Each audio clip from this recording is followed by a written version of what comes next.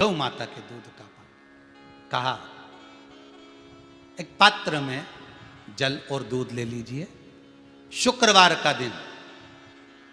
तो कहोगे गुरुजी ये कथा कहाँ से निकाल के लाए हो? तो विष्णु पुराण में से आप उसको स्मरण कर सकते हो। काय में से? विष्णु पुराण में से। एक पात्र में देसी गाय का दूध, जल उसमें रखकर, और आपके अगर लड्डू गोपाल हो, यदि आपके घर में ठाकुर जी हो, लड्डू गोपाल हो, विष्णु जी का कोई स्वरूप हो, श्री हरि का कोई स्वरूप हो, तो उस पर शुक्रवार के दिन आप संध्या के समय पर दुर्वा डालकर उस दुर्वा से अगर लक्ष्मी जी के नामों का 108 बार उच्चारण कर कर, घी का दिया लगाकर, कैसर के चावल साथ में रखकर केवल उस जल का और दूध का मात्र छींटा देते हो, तो उसके घर में कभी लक्ष्मी की कमी नहीं आ सकती, संपदा बढ़ती चली जाती है।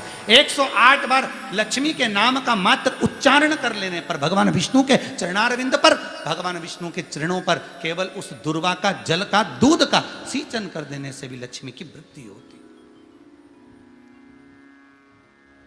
लक्ष्मी देती।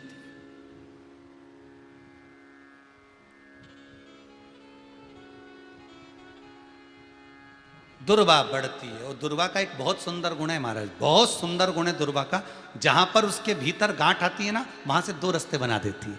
बोलो बनाती कि नहीं बनाती? कभी दुर्वा देखी होगी आपने? जहां गांठ आई वहां 2 रास्ते बनाएगी, फिर गांठ आई फिर 2 रास्ते बनाएगी, फिर गांठ आई फिर 2 रास्ते बनाएगी। दुर्वा का क्रम ऐसा है कि हम भगवान को दुर्वा क्यों देते हैं, उसका कारण यह है कि मान लो हे परमात्मा, हे शंभु, हे गणेश, हे प्रभु नारायण, अगर मान लो मेरा एक रास्ता चलते चलते गांठ पड़ जाए, एक रास्ता मेरा बंद हो जाए, तो वहां से मेरे दूसरे रास्ते खोल देना। इसलिए दुर्वा भगवान को समर्पित करी जाती है। दुर्वा को समर्पित करने का क्रम ही यही है कि मेरे मार्ग खुल जाए, मेरी राह खुल जाए, मेरा मार्ग चारों तरफ खुलता चले। दुर्वा नीचे की ओर चलते चलते मार्ग खोलती चली जाती है।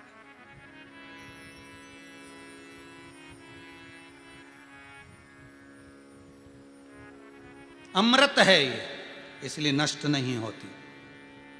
तोड़ के रख लेना, प्रैक्टिकल करके जरूर देखना, सियोर वाला महाराज कहीं झूठ तो नहीं बोल रही है। तोड़ कर रखो दुर्वा को, बोरी में भर कर रखो।